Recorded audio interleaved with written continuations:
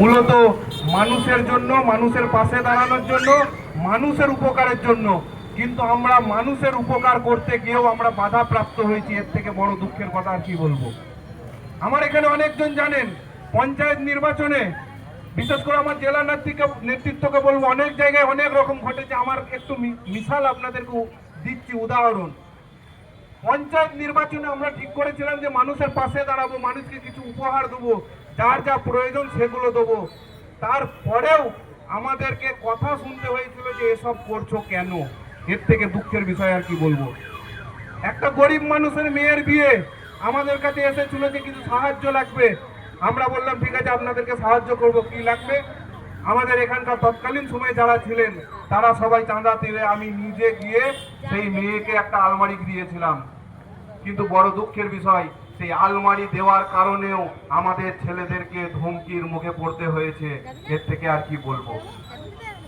আমরা শুরু করেছিলাম যার যেগুলো কাজ, সেই কাজগুলো আমরা দায়িত্ব নিয়ে করব। তৎকালীন সময়ে তৃণমূলের নেতৃত্বরা আমাদেরকে এসে এই কথাটা বলেছিল যে তোমরা করতে পারবে না। আপনারা বলুন, রাজনীতি কি নিজেদের করার জন্য না মানুষকে করার জন্য? আপনারা বলবেন, রাজনীতি নিজের জন্য না মানুষের জন্য? মানুষের জন্য। তা আমরা চেষ্টা করেছিলাম প্রথম এই সরাইটি করার বুকে মানুষের সাহায্যে, মানুষের পাশে দাঁড়ানো। কিন্তু বড় দুঃখের বিষয়, তৎকালীন সময়ে আমরা বাধাপ্রাপ্ত হয়েছি ওই মানুষের পাশে দাঁড়াতে গিয়ে। সেই সরকারের তথা সেই পার্টির এগেন্স্টে দীর্ঘদিন ধরে আমরা লড়াই করে আজকে বিধানসভা ভোটে সেই পার্টি নিজেই সাইন বোর্ড হয়ে গিয়ে আজকে একটা নতুন সরকার এসেছে। নতুন সরকার বলেছিল পরিবর্তন হবে, প্রতিটা জিনিসের পরিবর্তন হবে, কিন্তু আমরা দেখতে পেলাম পরিবর্তন নামে হয়েছে, কাজে কিছু হয়নি। আর তার প্রমাণ আমরা 4 তারিখের পর থেকেই পেয়ে যাচ্ছি। আমাদের কাছে শুনতে হচ্ছে যে জাতীয় কংগ্রেসের ফ্ল্যাগ কেন লাগাবো, জাতীয় কংগ্রেস তো কোনো কাজেই নাই, এগুলো আমাদেরকে শুনতে হচ্ছে। আপনারা সকলে অবগত আছেন, আমার গ্রামের যারা ছেলে আছেন, আমরা আজ থেকে পার্টি করছি না, দীর্ঘদিন ধরে কংগ্রেসটাকে নিয়ে তৃণমূলের মুখের সামনে লড়াই করেছি। আজকে যখন আমরা আবার জাতীয় কংগ্রেসের ফ্ল্যাগ টাঙাতে যাচ্ছি, আমাদেরকে বাধাপ্রাপ্ত হচ্ছি আমরা। তাদের বক্তব্য, আমরা তো লড়াই করিনি, বলার কিছু নয়। একটা উত্তর দেবো যে আমরা সেই পার্টিটা করেছি বা করছি যেই পার্টিটা এই দেশ সহ, এই রাজ্য সহ, এই জেলাটাকে গড়েছেন। আমরা সেই পার্টিটা করি। আজকে যেই বিশ্ববিদ্যালয়ের সামনে আমরা দাঁড়িয়ে আজকে সভা করছি, এই বিশ্ববিদ্যালয়টা ওই রাজনৈতিক পার্টি যার নাম ভারতীয় জাতীয় কংগ্রেস, তার দেওয়া, তার তৈরি করা, তার সামনে আমরা আজকে দাঁড়িয়ে সভা করছি। আপনারা অবগত আছেন, জানেন আজকের যে বর্ধমান মেডিকেল হসপিটাল, এই হসপিটালটাও শুরু হয়েছিল ঠিক কথা, কিন্তু জাতীয় কংগ্রেসের সরকারের আমলে এই মেডিকেল কলেজ হয়েছিল, নতুন ভাবে একটা পরিচয় পেয়েছিল তৎকালীন সময়ে। আজকে দেখুন, আজকে আমরা বর্ধমানকে জানি ধানের গোলা বলে, শস্যের ভান্ডার। শস্যের ভান্ডার কিভাবে হয়েছে? বর্ধমান তো ছিল বন্যার কবলিত এরিয়া।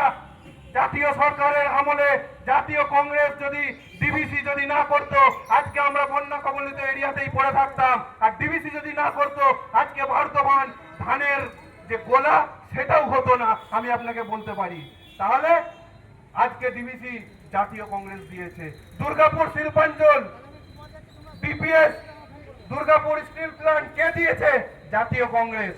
এরকম করে যদি আমি বলতে শুরু করি রাত হয়ে যাবে, কিন্তু জাতীয় কংগ্রেসের যে কারুকার্য সেটাকে গুনিয়ে শেষ করতে পারবো না, তার জন্য আমি নিজে গর্ববোধ করি। দ্বিতীয় বিষয়, আমাদেরকে শুনতে হচ্ছে নব বিজেপি যারা দুদিন আগে তৃণমূলের ঝান্ডা নিয়ে ঘুরে বেড়াতো, আজকে গেরুয়া গামছা নিয়ে হুমকি দিয়ে বেড়াচ্ছে, বলছে জাতীয় কংগ্রেস নাকি ভারতকে ভাগ করেছে। যাই হোক, উত্তরটা আমি সেই দিন দিইনি। তাদের প্রতি একটাই বলবো যে হোয়াটসঅ্যাপ ইউনিভার্সিটি থেকে বেরিয়ে পড়াশোনাটা করুন। জাতীয় কংগ্রেসকে জানতে চাইলে আর দেশকে যদি বুঝতে চান, ভারতবর্ষকে যদি বুঝতে চান, তাহলে জাতীয় কংগ্রেসের ইতিহাসটা পড়ুন। ভারতবর্ষ কি করে হয়েছে আপনারা পেয়ে যাবেন।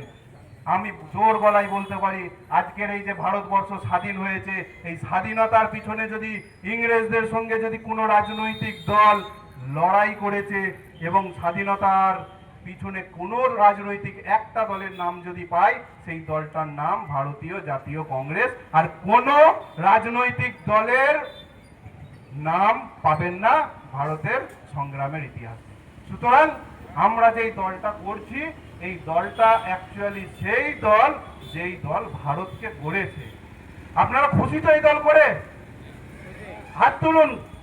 জাতীয় কংগ্রেস কারা গর্বের সাথে করছেন, যে এই দেশকে যারা গড়েছে।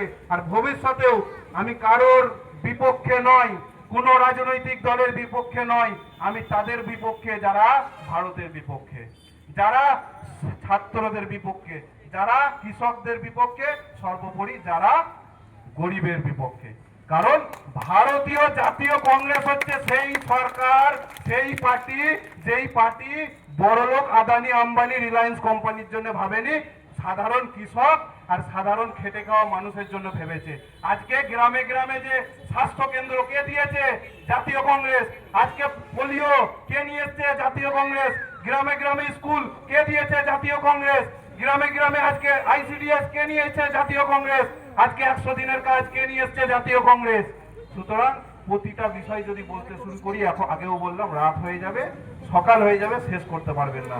তাই সকলকে আমি আবারও আহ্বান জানাই, রাজনীতি করুন রাজনীতির জন্য, সাধারণ গরিব খেটে খাওয়া ভারতের সর্বরকম মানুষের জন্য। আপনাদের সকলকে আবারও অভিনন্দন জানাই। আজকের এই যে প্রোগ্রাম, আজকে যে অনুষ্ঠিত হলো, হয়তো প্রথম টাইম প্রোগ্রাম করলাম, আর প্রথম টাইম প্রোগ্রাম আমি মনে করি 100% সাকসেসফুল। সুতরাং এরপরে এটা পথ চলা, এখান থেকে পথ চলা শুরু হলো, শেষ অনেক কিছু যাবে, এইটুকুই বলবো। আবার সকলকে অনেক অনেক ধন্যবাদ। আমি আমাদের ব্লক সভাপতি হেলাল উদ্দিন সাহেবকে বলবো সবাইকে এগিয়ে নিয়ে যেতে। ধন্যবাদ ফারহান সাহেব।